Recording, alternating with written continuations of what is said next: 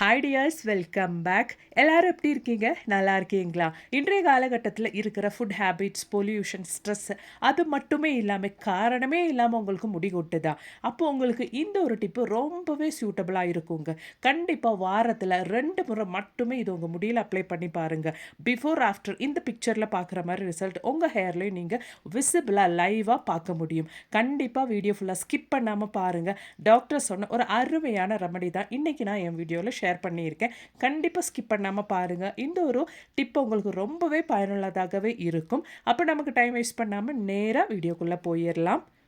அப்போதான் அதுக்காக வேண்டிட்டு நான் பாதாம் பிசின் தாங்க எடுத்திருக்கேன். இந்த ஒரு பாதாம் பிசின் நம்மளோட முடிக்கு ரொம்பவே ஹெல்ப்ஃபுல்லாக இருக்கும். அதுவும் மெயினாக ஹேர் க்ரோத் இம்ப்ரூவ் பண்ணுறதுக்கு ரொம்பவே நமக்கு ஹெல்ப்ஃபுல்லான ஒரு விஷயம் தான் இந்த ஒரு பாதாம் பிசின், அப்படி இல்லைன்னா ஆல்மண்ட் கம் அப்படின்றது.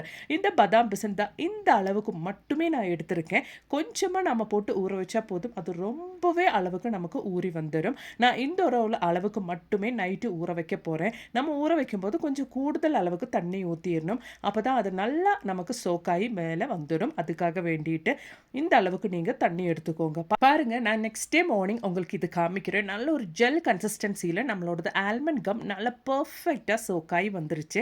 நம்ம ஊற்றின அந்த ஒரு தண்ணி அளவு பர்ஃபெக்டாக இருந்துச்சு. நீங்களும் தண்ணி ஊற்றும் போது இந்த ஒரு அளவுக்கே ஊற்றணும், இல்லைன்னா அது சோக்காய் வர்றதுக்கு கரெக்டாக இருக்காது. இதுக்கப்புறமேட்டு நான் 1 டேபிள் ஸ்பூன் அளவுக்கு ஃப்ளாக்ஸீட் தாங்க எடுத்திருக்கேன். இந்த அளவுக்கு ஃப்ளாக்ஸீட் நீங்கள் எடுத்துக்கோங்க. இது நமக்கு நம்மளோட ஹேரோட வளர்ச்சிக்கு ரொம்பவே யூஸ்ஃபுல்லாக இருக்கும். இதோடவே நம்ம இந்த டைமில் சேர்த்து கொடுக்க போகிறது கார்ன்ஃப்ளவர் மாவு தாங்க. 1 டீஸ்பூன் அளவுக்கு கார்ன்ஃப்ளவர் மாவு சேர்த்துக்கோங்க. இந்த ஒரு ரெமடி நீங்கள் கண்டிப்பாக ஃபாலோ பண்ணுங்கள். வாரத்தில் 2 முறை உங்களோட முடியல நீங்கள் ஒரு பேக் மாதிரி ரெடி பண்ணி போட்டுக்கோங்க. பாருங்கள், அந்த ஃப்ளாக்ஸீடோடவே நம்மளோடது கார்ன்ஃப்ளவர் மாவு நல்லா நம்ம மிக்ஸ் பண்ணி எடுத்துட்டோம். இந்த ஸ்டேஜில் நம்ம தேவையான அளவுக்கு, அதாவது 1 கிளாஸ் அளவுக்கு தண்ணி ஊற்றிடலாம். தண்ணி ஊற்றுனதுக்கு அப்புறமேட்டு நல்லா ஒன்று நம்ம மிக்ஸ் பண்ணி எடுத்துடலாம். அந்த ஒரு கார்ன்ஃப்ளவர் மாவு நல்லபடியாக அந்த தண்ணியில் மிக்ஸ் ஆகிற அளவுக்கு நம்ம நல்லா ஒன்று மிக்ஸ் பண்ணி எடுத்துடலாம். அதுக்கப்புறமேட்டு நம்ம அடுப்பில் வச்சு நல்லா ஒன்று கொதிக்க வச்சு எடுக்கணும். நம்ம ஃபுல் ஃப்ளேம் போட்டு கொதிக்க வைக்கக்கூடாதுங்க. லோ ஃப்ளேமில் போட்டு ஒரு 10 நிமிஷம் டைமுக்கு நம்ம கொதிக்க வச்சிடணும். அது லைட்டாக கொதி வர டைமில் நீங்கள் நல்லா ஸ்பூனை விட்டு கைவிடாமல் இந்த மாதிரி ஒன்று கிண்டி விட்டுக்கோங்க. அப்படி இல்லைன்னா அந்த கார்ன்ஃப்ளவர் மாவு கட்டப்படுறதுக்கு சான்சஸ் இருக்குது. அதுக்காக நல்லபடியாக இந்த மாதிரி ஒன்று மிக்ஸ் பண்ணிக்கோங்க.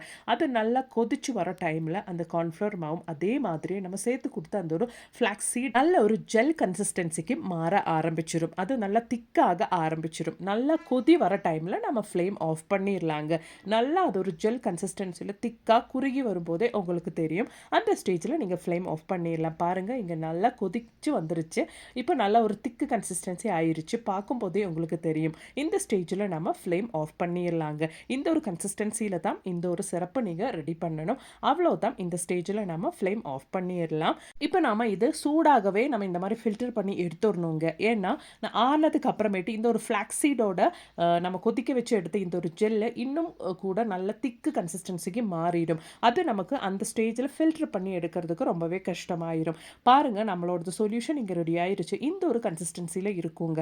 இது ஆறுனதுக்கு அப்புறமேட்டு இன்னும் கொஞ்சம் திக் கன்சிஸ்டன்சிக்கு மாறிடும். இந்த ஒரு ஸ்டேஜில் வீக்லி ட்வைஸ் நீங்கள் ஒரு நல்ல ஒரு ஹேர் டோனராக இது உங்கள் ஹேருக்கு பயன்படுத்திக்கலாம். இல்லைன்னா உங்கள் ஹேர்லேயும் அது மாதிரி ரூட்லேயும் நல்லா படுற அளவுக்கு நீங்கள் நல்லா உங்கள் முடியில் அப்ளை பண்ணிட்டா கூட உங்களுக்கு நல்ல ரிசல்ட் கிடைக்கும். ஆனால் நாம் இப்போ அப்படி பயன்படுத்த போகிறது கிடையாது. நம்ம ஆல்ரெடி சோக் பண்ணி ரெடி பண்ணி வச்சுருந்தா அந்த ஒரு ஆல்மண்ட் கம், அப்படி இல்லைன்னா பாதாம் பிசின் நம்ம இங்கே எடுத்து யூஸ் பண்ண போகிறோம். நான் இங்கே 2 டீஸ்பூன் அளவுக்கு பாதாம் பிசின், ஊற வச்ச பாதாம் பிசின் இந்த மாதிரி மிக்சியோட ஜாரில் போட்டு விட்றேங்க.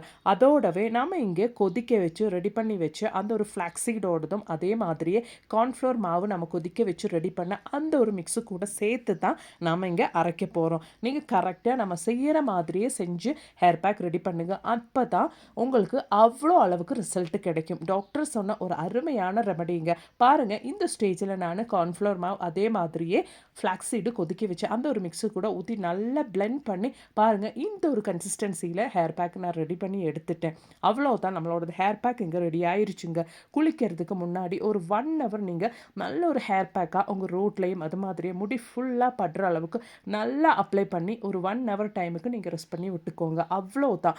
நல்ல முடிக்கெல்லாம் நல்ல ஒரு குளிர்ச்சி. அது மட்டுமே இல்லாமல் உங்கள் ஹேர் க்ரோத்தை ஸ்டிமுலேட் பண்ணி சீக்கிரமாகவே உங்கள் முடி நல்ல லெங்க்த்தாக திக் திக்காக அடர்த்தியாக வளர்கிறதுக்கும் இது ரொம்பவே ஹெல்ப்ஃபுல்லாக இருக்குங்க. வீட்டிலையே நம்ம ஈஸியாக ரெடி பண்ணக்கூடிய ஒரு அருமையான ஹேர் பேக்குங்க.